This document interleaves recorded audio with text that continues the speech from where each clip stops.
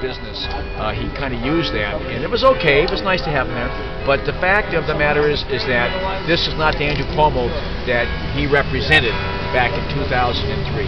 He should be in support of what's going on. Well, actually, Cuomo's used his protests against the Rockefeller drug laws, saying, you know, I've been a protester. I understand these protesters. All I'm asking is that they follow the law and not violate the curfew on the state land. So, I mean, that's the way he's put it. Well, I think it's very fuzzy about that. I mean, he should be supporting free speech. There's an expression of free speech in that part there. All right, let us go to court. I plan to come up here on Sunday and get arrested with some fellow Occupy Albany patriots, and I would like to challenge the law in court.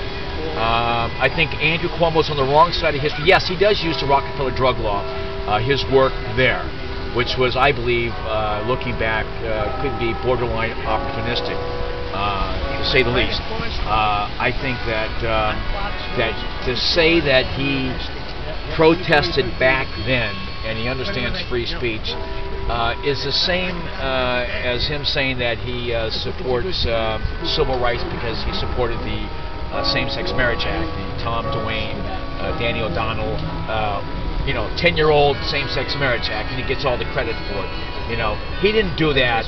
Not that he has like a lot of gay or transgender people working for him. He did it because it was a politically thought-out move, not either by him or someone on the staff.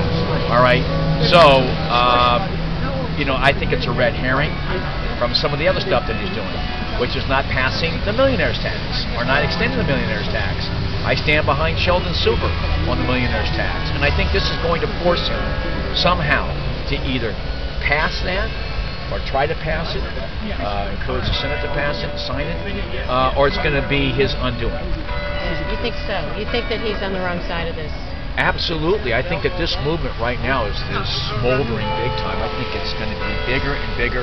I'm down in New York City. I'm there every single day, and there are more and more people, average people. There are soccer moms who come in and donate money to the campaign. There are businessmen. Bob Barsoni the other day from CNBC dropped by and said, "This is great. I support it. It's the right thing." Yeah. People who've had their homes foreclosed, they have one common denominator here. That is the favoritism to Wall Street and the banks on a federal level and a statewide level, and they still get it. And for Andrew Cuomo to say they're going to move to New Jersey, that is a complete lie. They're not moving. No one's moving to New Jersey. So why do you say this is the second most important? Proximity to the state capitol I think and potential to influence the legislative session and the governor? I think, first of all, it's very well structured here. This reminds me like a miniature Zuccotti Park. Oakland is important. It's very important. But coming up here tonight, I've been to the Oakland one last week. I think that Occupy Albany, walking around the perimeter here, and the noise that they're making, that they're generating against the governor. California hasn't had that dynamic with Governor Brown. Here they have. And they kind of forced the governor to come out and take a position that he's very nervous about because all he's obsessed about is good press. And this is going to drive him crazy. Hopefully it will drive him in the right direction. Right now, like I said, he's on the wrong side of history. And he's getting bad advice from Fred and from Fred and from the Post. You know, this is like the Post is his press office. Just a technical question. Yeah. If you get arrested and David Soares won't prosecute, does that mean that the charges would be thrown out? So you really couldn't challenge it in court. Somebody has to go through with prosecuting so you can stage a defense. I think that maybe Cuomo can have Eric Schneiderman try to prosecute us. Let's take this. Let's like amp it up. Would he have the authority? I don't know. The Attorney General takes a lot of cases. I know Rockefeller resentencing cases that when he was Attorney General, Cuomo, he stifled a couple of the cases that we had and kept people in prison, ironically, because he was a big supporter, supposedly, of the reform movement. So I suppose technically the AG can take it. I'm going to call them later. I think so. The AG can take, but I know Schneiderman won't do it. Schneiderman's on our side. You know he is. And Zuccotti Park is also a state park as well. It's so fuzzy. Zuccotti Park has got state. It's got state tax. It's been an interesting kind of. And why doesn't he say anything there? Why doesn't he come down there? He has no idea how big this movement is. If you see the people coming by Zuccotti Park every single day from around the state, from around the country that support us, and I'm talking about businessmen, you know, the 99%, it's out there, it's supporting us. Andrew Cuomo, you know, let him go to Zuccotti Park by himself, see if he can draw 1,000 people. If he gave everyone $1, you couldn't get 1,000 people into a stadium to see him. All right, seriously, he's not that popular.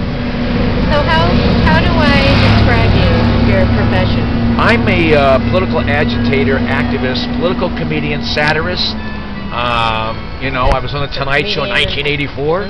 Yes, I'm an impressionist. Yes. I'm a mimic. And a former candidate. And a former candidate against Chuck Schumer. It looks like I'm going against Kirsten Gillibrand this next year. Are you really? And I think I'm going to get a lot of people to help me. Charlie King, I just ran into, said, "Oh no, please, not you again."